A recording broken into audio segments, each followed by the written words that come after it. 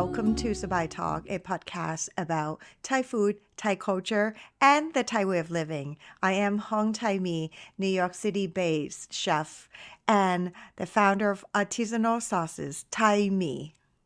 And I'm Pailin, chef, YouTuber, and the creator behind Hot Thai Kitchen.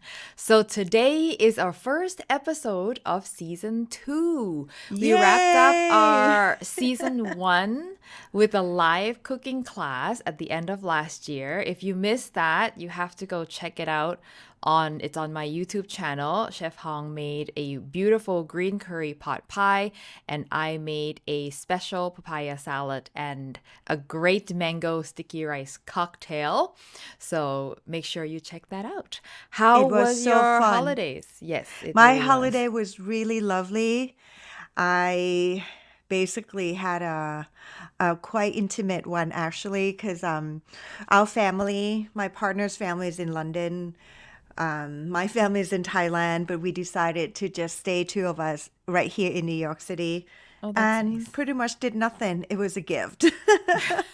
Sometimes doing nothing is exactly what you need. Yeah, And we yeah. did hot pot, which we have to talk about in one of those Hot episodes. pot is, I would argue, one of the best holiday food. It It really, is. really is. I mean, for reason number one, that you don't have to actually cook it. You just prepare the ingredients and let the people cook it themselves. But anyway, we are digressing. We will talk about a hot pot another day. Oh, But yeah, yeah, true. I approve. How about you? How was your holiday and what did you do? It was pretty chill. My brother came to visit. For those of you who follow my channel, you would know my brother Art, who is currently the video editor of Hot Thai Kitchen. He came to visit, and my son was sick, and my nanny Oh, was also sick. And oh, so we had kind of like a bit of a toned down celebration because everybody was kind of like not in their greatest health. But, we had the usual, like when you have a kid, it's just so magical, like there's the Christmas presents, they get so excited and you do all the things. Like I never got into Christmas as a Thai person because, it's not really a Thai thing, right? But now that I have a kid, it's like, oh, you have to be into it because this is like, but the culture in which he's growing up in is so serious about Christmas. I can't impose my Thainess on him and not do all the things. what do you mean? We have Christmas in Thailand, like a fake snowflake from Fake. cotton balls, remember?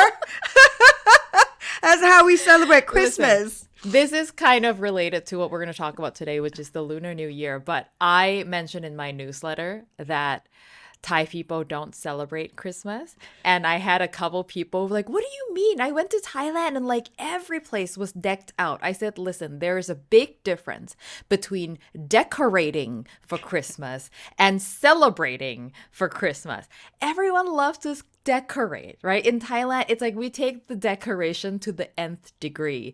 But it's not a day off. No one goes home and have a feast on Christmas Eve. No one's exchanging presents on Christmas Day. Most people don't even know who Jesus is. Like, like it's not something we celebrate, but we like to decorate and like get into the fun spirit of thing, but it's very surface level. But when foreigners go, like they don't know that because they're not going into people's homes, right? So it looks as if Christmas is such a big thing in Thailand. For sure, you see it at the mall. Oh my You God, the see it. mall is next They would level. go. I mean, like, Yeah, yeah. They go extra miles, right? bigger than malls here. Like the way malls decorate in Thailand is like more extravagant than the malls do here in Canada. I can tell you that. But like no one actually celebrates it at a personal level, except of course for the few small percentage of Thai Christians Christians. out Yep. there. But there's about Mm-hmm. 5%. So there's not that many. But anyway, this is sort of related to our topic today, which we're going to talk about Chinese New Year or Lunar New Year. And for this episode, Chef Hong told me that I'm going to have to kind of lead this one because Chef Hong is ethnically Thai, and therefore, growing up, she didn't celebrate Chinese New Year in her family. Whereas between the two of us, I am actually ethnically Chinese. So it is like more relevant to my life. And if you're not, and if you don't understand what I mean by I am ethnically Chinese and Chef Hong is ethnically Thai, I will explain all that. Don't worry about it. But I wanted to ask you, even though it wasn't something you celebrated within your family, what does Chiang Mai look like during the Lunar New Year? What do you mean? It just looked like everyday life. There's no Growing, like people don't decorate like not that much. I mean, not that it's like major that I would recall that it was a big thing, but all I could remember, I would hear, not hear, but I would see too sometimes, with Ha Sing To. What do you call oh that? Like the the lion dragon parade. lion parade dragon Yeah. lion parade lion what do they call it, lion dancing or something Something like like that? that. Yeah, Ding ding ding ding ding. yeah. Like tons of, Chinese community. By the way, outside of China, we talk about this in some of the episodes. Outside of China, Thailand has the most Chinese population. Mm-hmm. In that, very Yes. interesting, right? Mm-hmm. And Mm-hmm. so during Chinese New Year, yes, of course, I would hear the Ha Sing To, the lion dance in team, right? And they try to make it like big celebration and the dance and the fireworks, right? The firecrackers. The firecrackers, sorry. Yeah, Yes, the yes, yes. firecrackers. And the most that I remember, everything has got to be red and gold. Mm-hmm. Yes, red And and gold. a lot of my good friends in class will come and brag about how much they get from their family, the ang pao, the red envelope. Yeah, That's how yeah. much I know. And I Okay. always said, how come my family don't do the same How thing? come How I come I didn't don't get any get money? I didn't get any extra money from my aunt, uncles, and sisters and such. Right, So, right. Yeah. So the first thing I want to get out of the way so people understand is the Lunar New Year is not Thai New Year.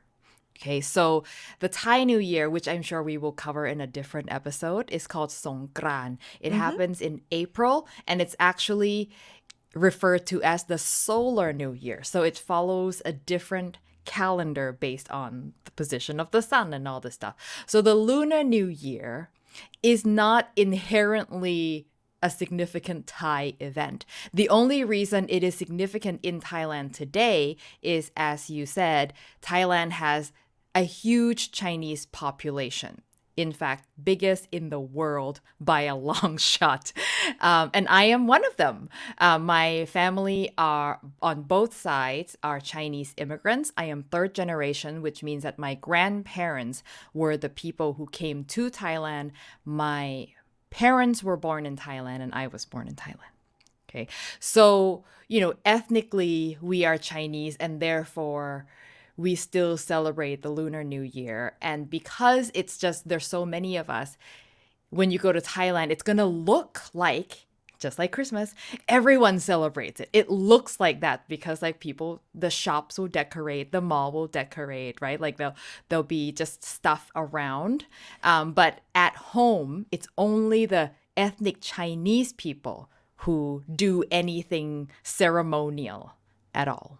No, I just think of this story. Remember last time when you visited me in New York City, you Uh-huh. met my friend for the first time, and she too, Pinui, right? Yeah, yeah, yeah. She was her family is from China as well, and then both Pailin and Pinui, my friend, they were like look at each other and it's like, oh, you Chinese too? What's your family? And it was like it's kind of cool like the exchange that like that things that I would be like, okay, yeah, sure. And Like then you you guys have felt like like an that. outsider. No, I find it fascinating that you could relate to, the other side of your family. That to me, it's really, again, I am a curious type kind of person. So Hmm. when you say something like that, I want to understand more about you guys' background. Yeah. Because your And family is Say what your family? I think where my mom's side. So Pinoy and I share. So I'm half Hainanese. So Yes. Hainan is an island of China, and so Pinoy is also Hainanese. And so we just were, oh, like, what's your clan or whatever, like Yeah, your yeah, yeah, yeah, yeah. original Chinese last name. And I said, oh, my Hainanese last name. I don't even remember what it is now. I think it's Sateo or something. Um, and then no, it wasn't the same as Pinoy.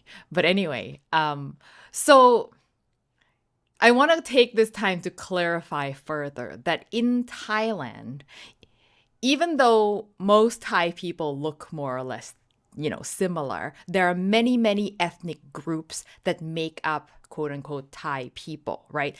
There's the Thai people who like have been there in that land, and then there's Chinese people. There are Thai people of Vietnamese descent, Thai Yuan, right? And then there's Thai people of Hmong descent.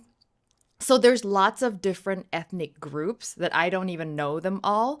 And even within the Thai Chinese, there's like the largest majority of Thai Chinese is Teochew, or in English, Teochew, which is basically from a specific region of southeastern China. So that's half of, I am half Teochew. So most of the Chinese stuff in Thailand is going to be rooted in Teochew traditions, including Chinese New Year.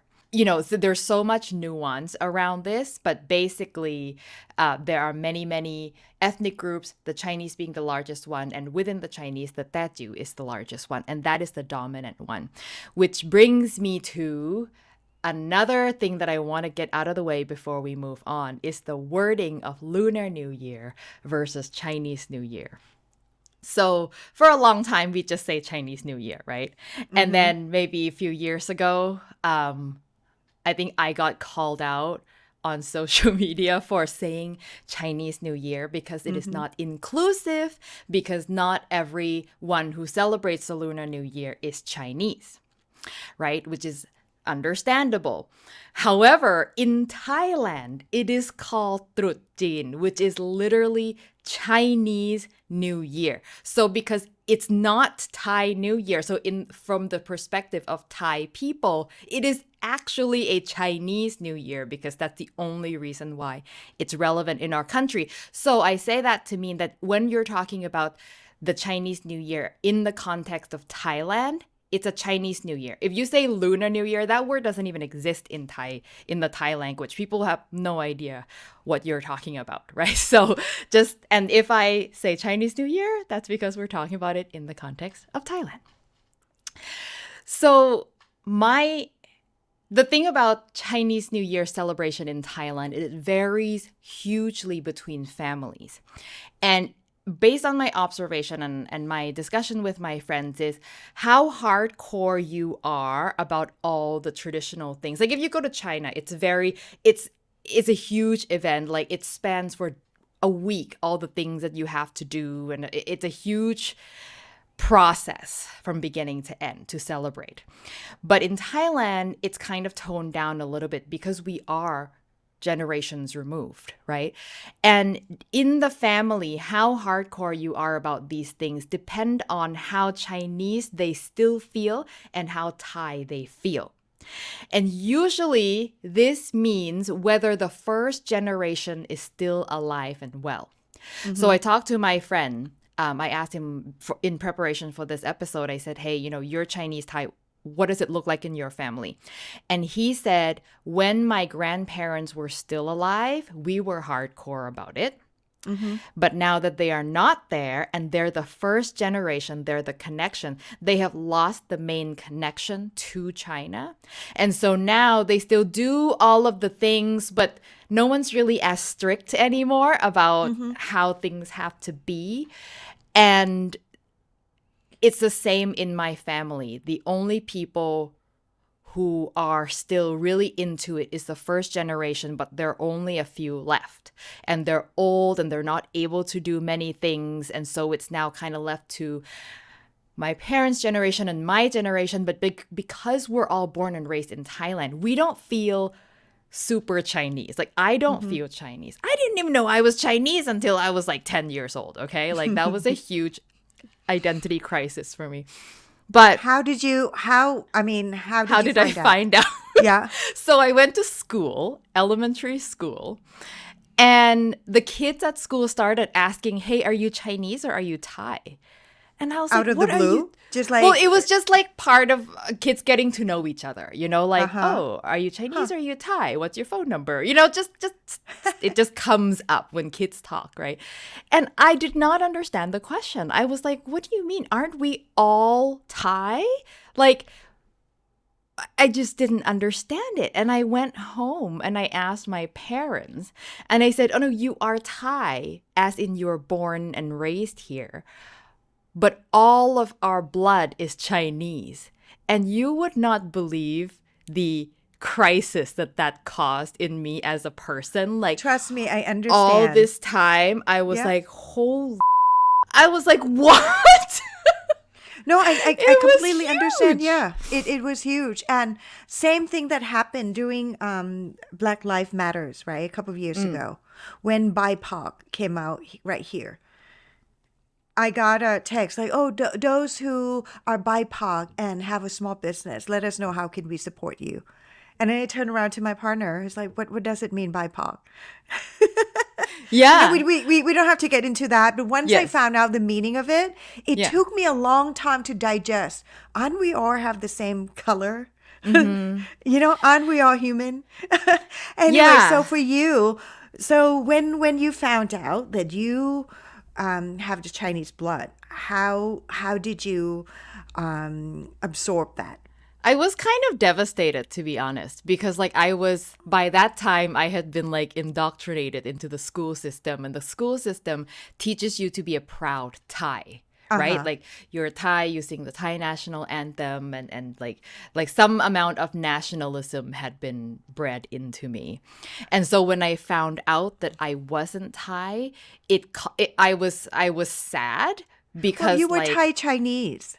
yes, but I didn't understand that at the time, right? Like, I was a kid, right? Yeah, yeah, yeah. And so eventually, but then it started to make sense that, one, my grandmothers, both of them had an accent, which I thought was just old people accent, like Uh-huh. that's just how Yeah, yeah, old yeah. people speak. And second, I called my grandmother Ama, Uh-huh. which is Chinese for grandma, right? And so it just, all these things that I just never questioned started to become clear. It was like, oh, it was clear all this time. I just never thought about it, because when you're a kid, your parents say, "This is ama and this is kunyai." Kunyai is maternal grandmother. For whatever reason, on my mom's side, they didn't use the Chinese term, they used the Thai term. So this is ama, this is kunyai. And that's just what it is. It is what it Wow. is, right? And so, I got over it pretty quickly once I realized that, oh, there were actually tons of us who were like me, and it didn't make me any less Thai um than than I thought. Yeah. Yeah. And I think like part of the reason why a lot of Chinese migrate to Thailand. And again, I've learned this from visiting Chinese museum Oh my in God. The Bangkok. Chinese museum in Bangkok is Highly amazing. recommended. It's amazing. It's in Yawarat area. Yeah. Maybe we can put that in the description. You learn a lot. And there's a lot of saying, right? Like Chinese came in Sửa Phủy Mòn Bai, meaning nothing, with just Yeah. one pillow and a mat. And then they made a fortune and they created a new life in Thailand. And we're very welcoming. And I think that makes Thailand very desirable, right? Like we're Yes. very welcoming and accepting of new culture. That's why we celebrate everything: Christmas, Chinese New Year, 13. Doesn't matter. Doesn't matter. We do If it it's an all. excuse to party, We we will do yes, it. we do it all. Okay, so then you the journey that you started to recognize that you have that Chinese blood in you. Yes, which is indicative of how little Chinese ceremonies my family practice, right? Because I didn't even know we were Chinese. So my immediate family, so my mom and dad, they're both doctors, they're physicians, they're very scientific people. They're not into things that are belief based or religious based or anything that's like a belief system. Like they're not into that kind of thing. So we never went to temples. I feel like a bad Thai, or celebrated anything that required you to have a belief in the supernatural, right? Like gods and all this stuff. Like they're not into any of that stuff. So I never grew up with any of that, and that which is why I never knew I was Chinese, because Chinese New Year in my family was never a thing. Oh, However, wow. in my extended family, like if you go to my grandmother's house or my cousin's house, they're much more hardcore. So they would do things. So all of my experience have actually all been at my extended family and not really my immediate family. And are they in Hat Yai or in Bangkok, or where are they? So we were the only family in Hat Yai. So my extended family were all in Bangkok, which is why I Uh-huh. was also removed from all of it, because Uh-huh. all the celebrations that was happening in different city. But eventually we moved to Bangkok when I was about I think 13 or 14 when we moved to Bangkok. That was when I saw that, oh, we do all these Chinese stuff. Just my specific family didn't Mm-hmm. do all this. So my uncles, aunts all did more of that stuff. And so this is my point in saying that it just varies so much from family to family how Chinese they feel. The more Chinese they still feel, the more of these ceremony things they do. The Mm-hmm. more removed they are from the first generation, the less they tend to do. But now I want to just, because when I was doing research on this, I discovered really interesting things about how Thai people celebrate Chinese New Year. So the people who do celebrate, like what do they do, right? And I have some experience in all this, so it's like, oh yeah, I remember doing that, blah blah blah. But it's actually much more systematic than I thought. Now, I have to preface this by saying what I'm about to describe is apparently the Teochew style, the Teochew Okay. style. Uh-huh. Other groups of Chinese may do things differently, but this is how it's done Sure. mostly in Could Thailand. you explain to me more that it's that in from the south or Yeah, Teochew is from southeastern China. And okay. the reason is because that's Thailand is the closest to that, right? Like Yeah. if you draw the map of China and Thailand, Thailand is attached to southeastern China.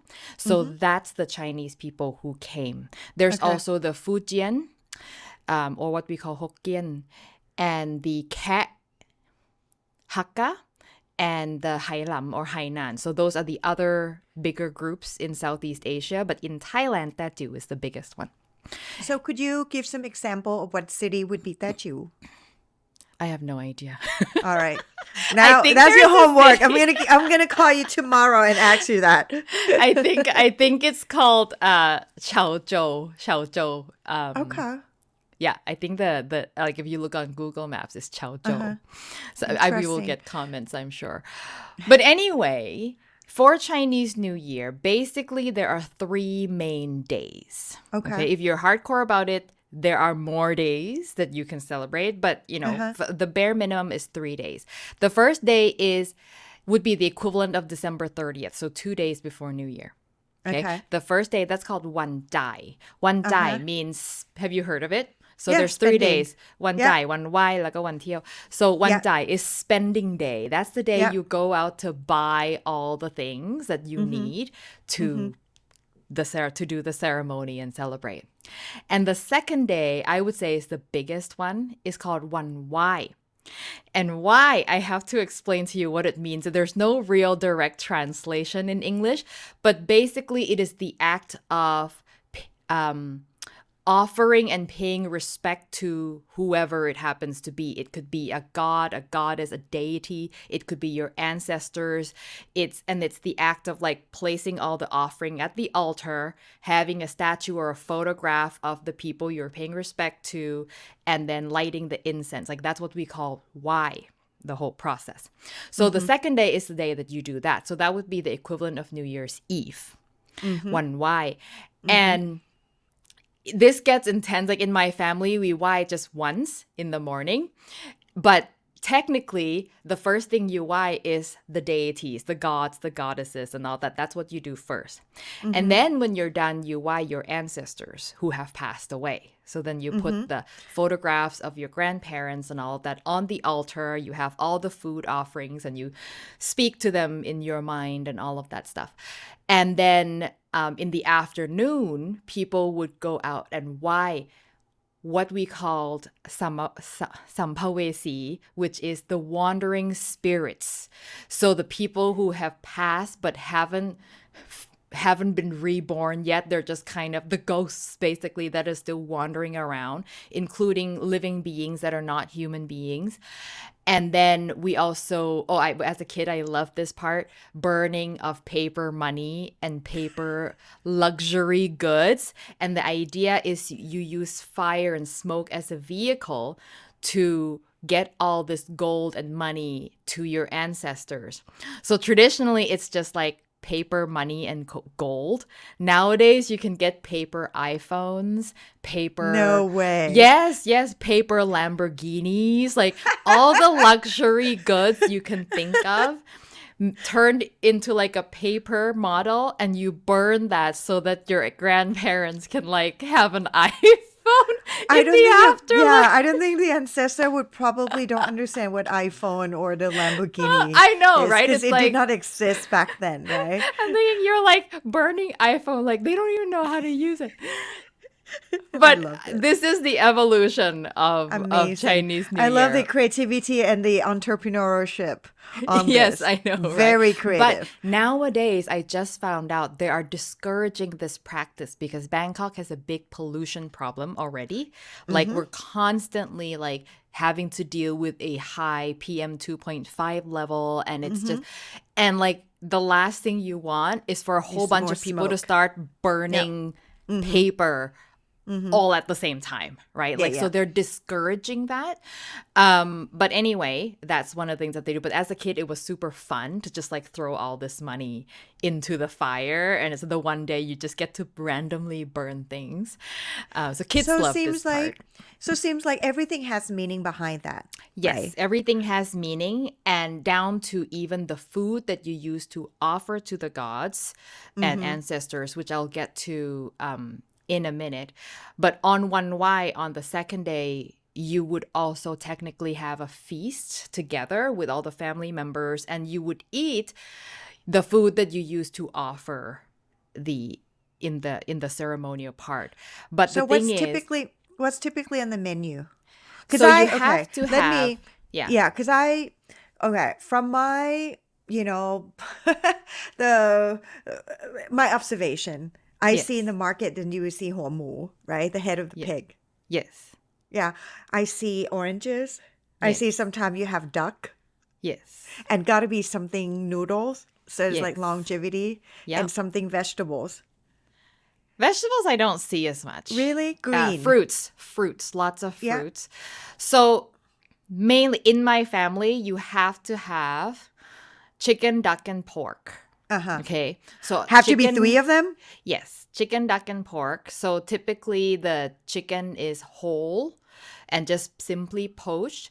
Pork is usually like a piece of pork belly that's been cooked. And then duck, sometimes it's like braised duck in 5 spice. But typically they'll try to get all 3. Sometimes, like if people are busy, they at the very, very minimum is the whole chicken. And I think the whole animal represents abundance, right? You're not just eating bits of chicken the way you normally do. You offer the whole animal.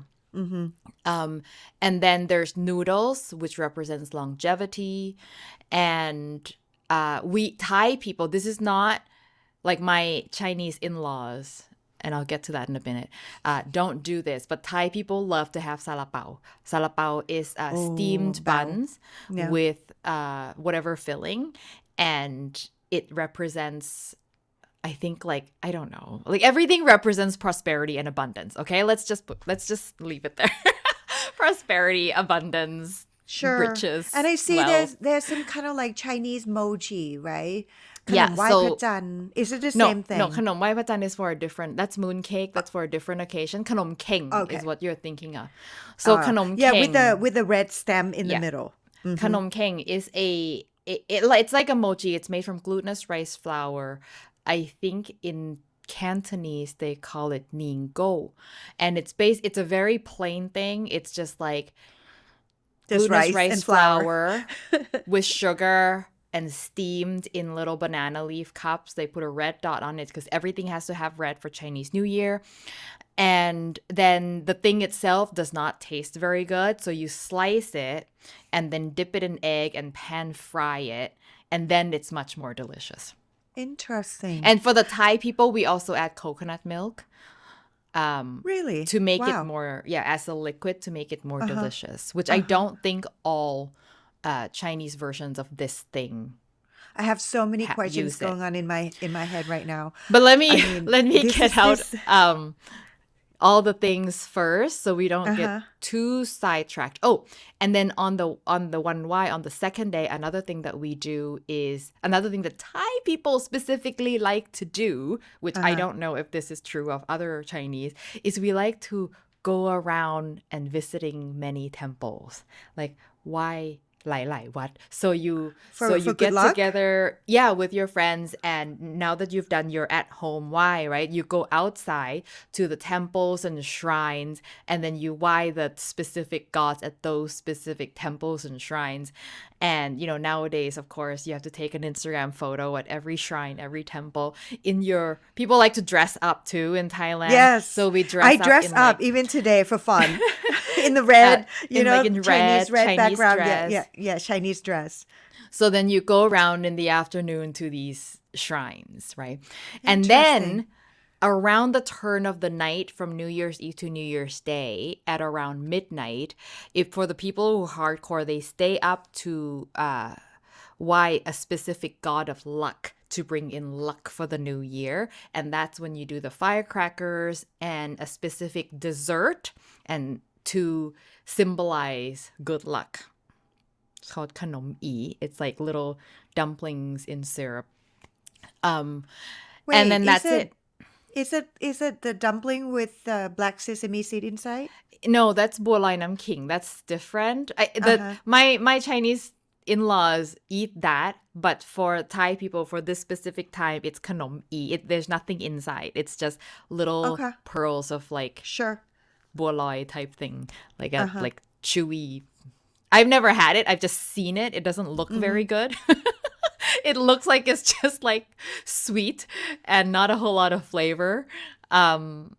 But yeah, so you end the night with the sweet, and then the next day is the last day, is the actual New Year's Day, or วันชิวอีก or วันเที่ยว. That's the day that you go and pay respect to the elders in your family who are still alive. So like yesterday, we paid respect to ancestors who have passed. Today, you go to your aunts, your uncles, your grandparents. And that's the day you get your money. That's the day you get your red envelope, or what we call guess what I bao. got it today Hey, did somebody give you? yes I went someone that I work for in a business. He's like, oh, I got a gift. It's random. I kid you not. Like before we came to the, taping today, she's like, oh, I got something for you. And look, it's a red envelope with Hello Kitty. Oh, that's so cute. So the thing about this is you're only supposed to give to people who have not married. Oh. So if you're a kid or you're single, you get it. But if you're married, now you have to give. Right? If you're married, I don't know if you have to have had children also, but basically if you're already married, you forgo your right to the red envelope. And now you're the one having to give because you've like moved up a generation, so to speak, right? Like meaning you're no that longer you the promoted. child. You are more responsible. Yeah, and you're to show that adulting you for have- real. For real. Yeah, give back. So, wow, everything has meanings and everything is very community driven, I would say. Yes. Yes. That you very have community. you have to come back and support your own family in the way. Yes. Correct? And then I want to talk about one more thing that we do on this last day on New Year's Day. That's the day you say สินเจียยู่อีสินนี้หัวใจ That's That's what yeah. that's what I heard all the time. But here in America, they say differently. They say differently because Sinjie Yui Siniho Chai is Teochew Chinese. Got it. That's why. That's like, So okay, listeners who listen at home and watch on YouTube. If you or happen to be in Thailand during Chinese New Year, let's say 90% of the commercial, they would say, Xin Jie Yui, Xin Ni Huo Shai. It's even like ingrained in all this commercials and marketing, right? Yeah. Like when And you go to the mall, correct. When you go to the mall, if you spend at a certain amount, you get your red envelope. It could be 15% off or something. Like they incorporate this culture into the marketing I'm telling you, strategy, Thai right? people, man, we will adopt any culture for commercial purposes. Valentine's Day Yep. doesn't matter. The only thing we don't really do is Halloween. Like we never really like got We into started to in Halloween. big city. Yeah, I think so in big Yeah, cities. in a but big pub, like a nightclub, they do like they throw in Yeah. big, huge Halloween party. But I want to tell you what Sinjayu Isinihochai means, Okay. which I just found. I just assumed it means Happy New Year, but it actually means a lot more than that. Sinjiayui means basically may you get what you wish for. Okay. And So Sinihuachai think is positive. and Sinihuachai is may you be wealthy. So because in Wow. Chinese tradition, like wealth is like the thing that everybody wish upon other people. But it can be modified. Like I just found this out. I never knew this. If you are saying wishing an elder who's already rich, like they don't want more wealth, you might change it slightly to may you be healthy. And so that's a different word that I have since forgotten what it is. But it's Sinjia Yui. That's the same. May you get what you wish for. And Sini Huat Chai. And that can be modified slightly. This is beautiful. Yeah. It's really, in some way, it's inspiring. Like whoever created this, it's like family is a wonderful source of health and love, right? Like community. Yes. And then to be wealthy, I mean, it's great, but to have wealth without health, it would not be good. And to have No. wealth without, things that you wish for. And I'm sure when someone wish for something, it has to be something wonderful. Yeah, it could be right? progress in their career. It could be friendship, relationship. Lots of different things people could wish It's very for. positive driven. Love it. So in Canada, Vancouver, the largest Chinese population appears to be Cantonese. So, and that's my in-law. So my husband's family is Cantonese, Chinese. When you say Cantonese, where in China Hong are they Kong. from? Okay, all right. Okay. So instead of Sinjie Yi Siniho Chai, they say Gang Hei Fat Choi. Wow, I've never heard much of that. shorter. Yeah, I yeah, think yeah. in Mandarin, is it like something Kuai Le? Something. I don't remember what it is in Mandarin, but Gang Hei Fat Choi is what you will hear in Vancouver. So that's like when I first came here and I just hear Gang Hei Fat Choi, I was like, what? Why are you all saying this differently? Why is it not Sin Jie Yui, right? I didn't know then that they were different. I didn't know that Sin Jie Yui But it means the was same, that correct? too. It has the same no, meaning? not precisely. I think Gang Hei Fat Choi it's shorter, obviously. Just means like may you be prosperous. I think Fat Choi means prosperous. So, but it's like more just variations on the theme, right? Yeah. Okay, going back, why red? Why does it have to be red So- and gold?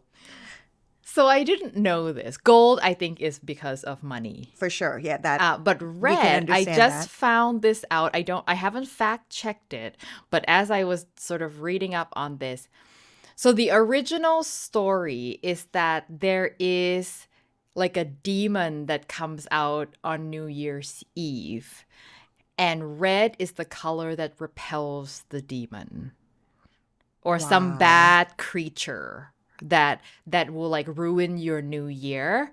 And so in order to like repel this badness, the red color. Oh, which brings me to there are also many like rules around what you can and cannot do during the Chinese New Year time that in Thai people, some of them do it, but I think to a lesser degree, way lesser degree than hardcore Chinese people. So a big thing is you don't wear white. You only, if you're going to wear not red, you can't wear white because white is like what you wear to funerals, right? You don't clean on Chinese New Year because you clean before, but you never clean during because you're sweeping away your good luck. Like everything is a symbolism. And then you never cut your hair, or I think you don't even wash your hair, but you don't cut your hair on Chinese New Year. And this, may I say, is the reason why my husband now has a man bun. So his parents, who are Chinese, right, were on his case about like, make sure you don't cut your hair. It's Chinese New Year. And as a rebellious young guy that he was like, fine, I won't cut my hair. I won't cut my hair actually ever. And then he started growing it out. And he's had a long hair for like the majority of the time that I've known him. Wow. So and so then he doesn't want to wash away his prosperity and his good luck. He doesn't cut his hair, and then but he just started growing it just as a fun rebellion, but then he started liking the look of it, and here we are. So what happened? Like after you eating, I mean on a third day, but you don't clean. So you just leave all the dirty dishes out and then clean I the think next you day? can do dishes, but you can't clean your house. Like you can't sweep the floor or like wipe anything down. I'm pretty sure you're allowed to do dishes. Otherwise that would be not good. And then you can do, all the cleaning. You're supposed to do it before to prepare your house for your ancestors. Got it. I think it is. I think it could be a strategy. Just, clean before. And don't be lazy. Just clean it before so that you can start fresh. Yes, exactly. And by the time Chinese New Year's over, you're not going to want to clean your house anyway because if you've done all the things, you are exhausted. That's a lot. It's a lot. And this is like the compressed version, right? Like my goodness. as in my memory, the only thing that we did was the stuff on the second day on the 1Y. And then burning of the paper, and then we have a meal because there's all this food and somebody has to eat it. So that's I have it. a question. Yeah. I have many of them. Now that, like you tell us all the story of like what you third generation now, correct? Second or third? Third. You're third generation Chinese, Thai Chinese. Do you like incorporate any Thai flavors into your food or your tradition? Oh yeah. Yeah. Like I was gonna get to the food in a little bit, but the food, so if you go to a Chinese New Year feast of like hardcore Chinese people in China, all the food will have meaning. So, and it's all usually a play on word. So like, oh, this food has a word that sounds similar to the word rich. So and so, yeah. Therefore, this is the thing that we eat. So there's not a seaweed. It's kind of vegetable that my in-laws always serve on Chinese New Year. It's this kind of hairy looking vegetable, and the vegetable is called fat choy, and it sounds like gang hei fat choy. So like that's why they have to eat this thing. They never eat it at any other time because it's not all that delicious. But you eat it on Chinese New Year because it's good luck. So spring rolls look like gold nuggets. So that's what you eat. And then like dumplings, like the gyoza style dumplings, it sounds like something, a good word. That's what they eat. So all the food are very intentional. In Thailand, this is way toned down because we don't speak Chinese. So none of this really makes any sense to people anymore. So typically a Chinese New Year meal for us would look like taking the chicken and the pork and then hacking it up and then turning it into dishes. I actually have a recipe of this. It's one of my absolute favorite. It's called gai kim. You know, Oh, I love it. oh my God. So gai kim is basically you take the ceremonial chicken, which is poached, you hack it up and you stir fry it with lots of garlic, soy sauce, sugar, and then you stir fry it on high heat so the bits get crispy and It's salty and sweet. Oh my God. It's one of the best. Yum. And I have recreated it, and it's never as good if your chicken has not been through the ceremony. Like I've done it where like, It has I'm to just be gonna dry a little bit, right? exactly. Like I'm just Yeah. gonna like cook up chicken and make this thing. No, it's just whatever happens, it hasn't been dried out enough through the ceremony that the ceremony chicken is like the best one. So Wow. that's like one thing that we do. And then, of course, we have noodles for longevity. Usually in Thailand, this would be pat mi sua. Mi sua is a kind of wheat noodles that you just stir fry with vegetables. And, you know, we'd use the typical seasoning, oyster sauce, soy sauce. But Thai people, maybe they want to add fish sauce or something like that. But for the most part, in my experience, Thai people are really not strict about what kind of food we have. We're not nearly as symbolic. And so we'll just eat what was on offering and then fill the table with just whatever food you happen to want to eat. Thai or Chinese, it doesn't really And I'm matter. sure at the mall or restaurants, they would make special ตรุษจีน menu. Yes, So it's be easier exactly. for you. ตรุษจีน Chinese New Year Chinese in New Thai. Year. Yeah.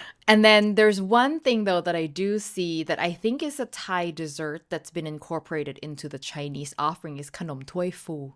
So khanom toi Yes, fu I was about to is, ask you that. yeah. It's like everywhere and variety of colors. Oh my God, I love it so much. So khanom toi fu is a steamed cupcake. And when you steam a cake, it blows up into this giant thing. And so Sometimes it it's could be like really big, like a handful big. So when you bake a cake, it rises gently. When you steam it, the heat is so fast, so intense that like the batter just basically like pops open. And then so you get this cracked top of really light and fluffy. And the reason it's used for Chinese New Year is it represents growth.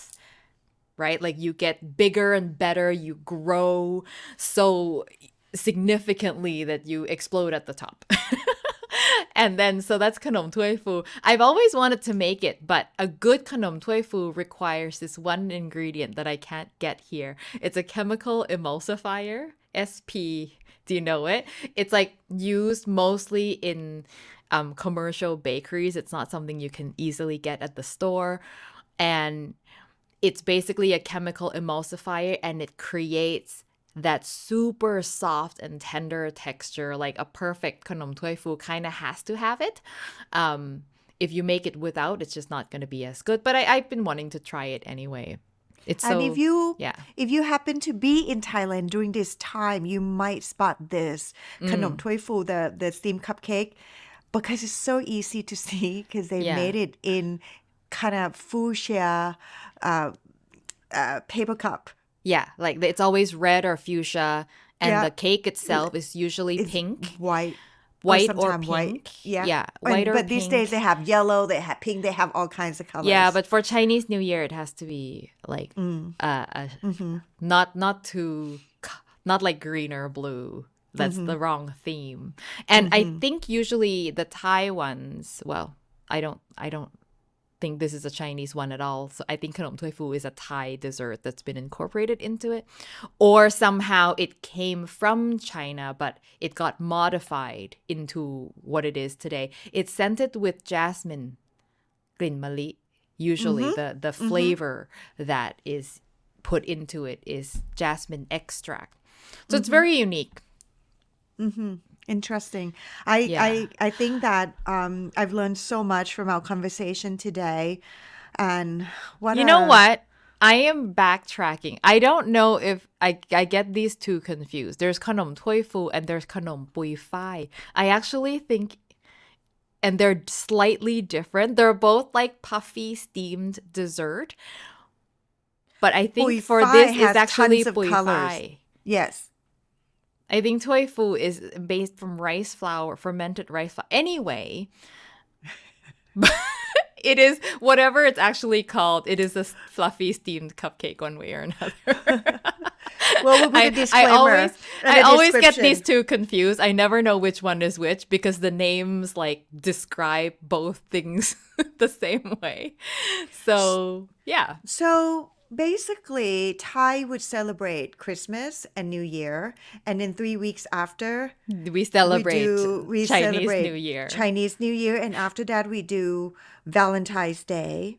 And Yeah. then about a month and a half after, we do real Thai New Year, which we have to talk about Yeah. So like sometime the first soon, half part of the year is like full of celebration which for is a Thai party people. nation, right? Yeah, and then from Thai New Year, that nothing happens until the end of the year. Well, really? There's tons, but much more of religious ceremony, no? Yeah, One they're like Visa, one religious, Buddhist, yeah, which is religious not a day involved. you celebrate. Like it's just a day you go to the temple and do things, and so yeah, all the celebratory stuff I think happens at the beginning of the year, the end of the year. Yeah, and Cool. you said again, we celebrate Christmas. Again, we don't celebrate Christmas. We My party. apologies. We party and You know why I decorate. say that? You know why I say that? Because Yeah. Christmas, I was born on Christmas Eve. So I Oh, celebrate my birthday and Christmas at the same time. And that's there probably you why I say go. celebrate. Yes, yes. No, like Christmas, as far as I was concerned, growing up in Thailand, is a regular day, except I went to a Catholic school. And so the school would have like a party, like a fair, like a school fair. So they'd have Christmas trees and raffles and stuff like that. But nothing, I never knew really what Christmas was. Really? Yeah, it I was, grew up I grew up in a missionary built school, Protestant school. yeah. So we have to have Bible study every morning. Well, I did too, but I don't, I'm looking back. Really? Did We you did had your to school did have not do the Christmas celebration and what do you I'm call the Christmas competition, the decor competition? No? no decor competition, but so I went to a Catholic school. It was run by a bunch of nuns and we were forced to, of course, study the biblical stories.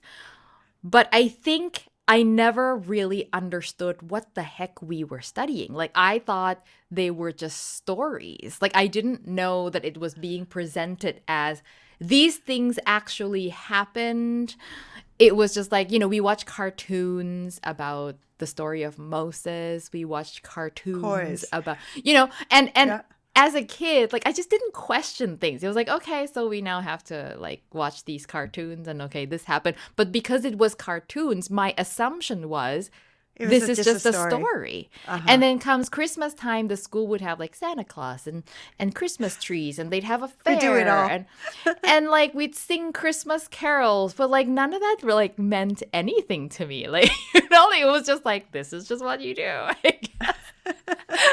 Wow. And then it wasn't until like I left Thailand that I finally understood what Christmas was actually celebrating, what it was all about. So I would say that their attempt to convert Thai students to Catholicism did not work.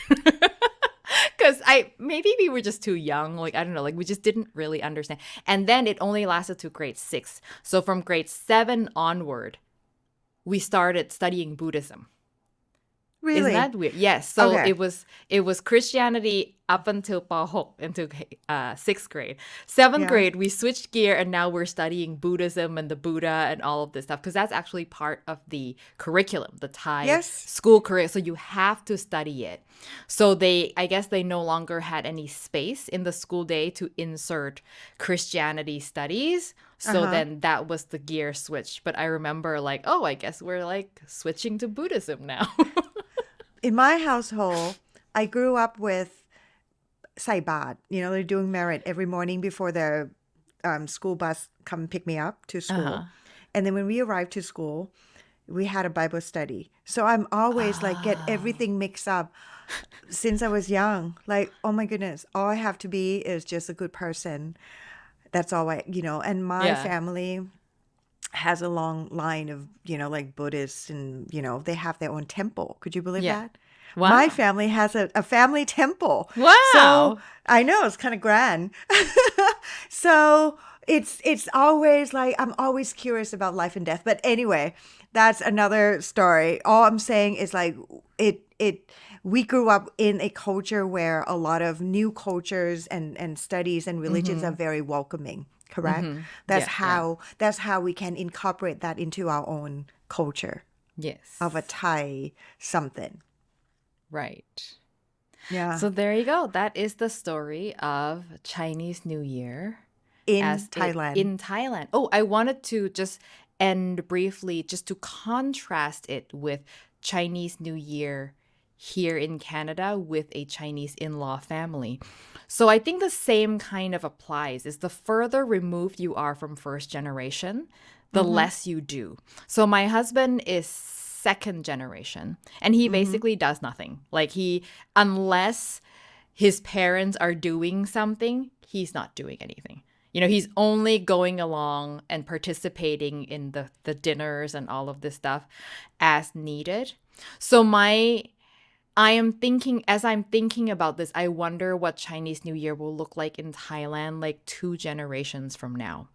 Probably going to Because be when eating and giving and and receiving. it's probably a lot less of the ceremonial stuff is Mm-hmm. going to Mm-hmm. exist because like for a lot of us like once ama agong or grandma grandpa are no longer here, no one Mm-hmm. actually knows what has to happen, and no one is so feels so strongly about it that they're going to make it happen. So my guess is that if we have this discussion again like 20, 30 years from now, Mm-hmm. it will look very different. It will probably be less ceremonial and just more of the feasting and yeah. So it's kind of sad, but I guess that's the way things go. Like I'm not doing anything to help perpetuate the tradition of Chinese New Year in Thailand. Maybe this year, maybe it is about time. Maybe you can just start and teaching your son, to know about his I don't background. even give him ang pao. He gets it Well, from all his grandparents and maybe I you just give know. him and teach him how to save. I think like that's the idea behind that, right? Like you give it and then save up, use this money to build your wealth. Yeah, maybe. Maybe I should And just I start think a I think piggy teaching bank. kids finance literacy is it's a good Yes. thing. Yes, that's something they have to learn. Yeah, Mm-hmm. regarding any background you come from. Mm-hmm. No? Yes. Well, Yes. thank you so much for shedding lights on the culture that I thought I know. But I know more today. And I Well, have to try your gai kem. Gai Kim is so good. In preparation for this, I actually learned a lot more about Chinese New Year that I didn't even know myself before. Because as I said, we're on the low end of intensity when it comes to Chinese New Year in Thailand. Well, it's always fun. Anything we do, always fun and well fed and Yes. delicious. Yes.